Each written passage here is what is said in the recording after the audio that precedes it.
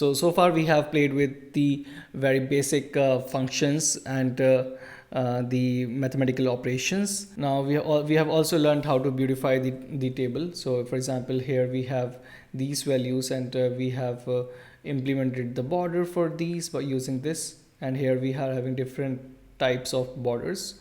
So like different locations of the cells you can border, and we have selected the all borders. And you can also border this, and you can even have some shading as well, or background color. And you can type, for example, total, and you can make it center aligned and make it bold as well.